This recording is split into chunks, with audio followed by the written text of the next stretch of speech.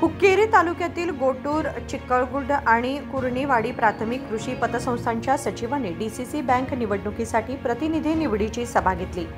या तिन्ही पीकेपीएस संस्थांच्या सभेमध्ये रमेश कत्ती यांच्या बाजूने मतदान करण्यास मान्यता संचालकांनी दिली। त्यानुसार तिघांची गुरुवारी निवड करण्यात आली। मुख्य कार्यकर्ते मारुती अष्टगी म्हणाले की डीसीसी बँक निवडणुकीत रमेश कत्ती विजयश्री मिळवतील अशी चिन्हे दिसत आहेत। प्रतिस्पर्धी नामांकन करतील की नाही याबद्दल शंका असल्याचेही ते म्हणाले। सदस्यರು ತಮ್ಮ ಏಕಮತದಿಂದ ಡೆಲಿಗೇಟ್ ಅನ್ನು ಸನ್ಮಾನ್ಯ ರಮೇಶ್ ಕತ್ತಿಯವರ ಪರವಾಗಿ ನೀಡಿದ್ದಾರೆ। ಅದಕ್ಕಾಗಿ ನಮ್ಮ ಎಲ್ಲ ಇಲ್ಲಿ ನಡೆದಂತಹ ಸಮಸ್ತ ಕಾರ್ಯಕರ್ತರ ಪರವಾಗಿ ಅವರಿಗೆ ತುಂಬ ಹೃದಯದ ಧನ್ಯವಾದಗಳನ್ನು ತಿಳಿಸ್ತೀನಿ।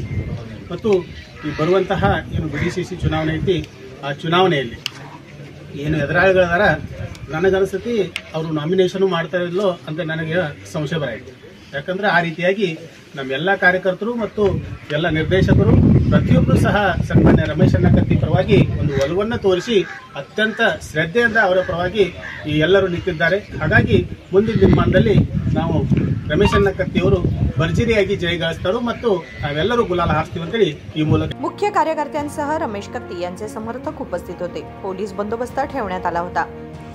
सचिन कांबळे, KMM मराठी, हुक्केरी।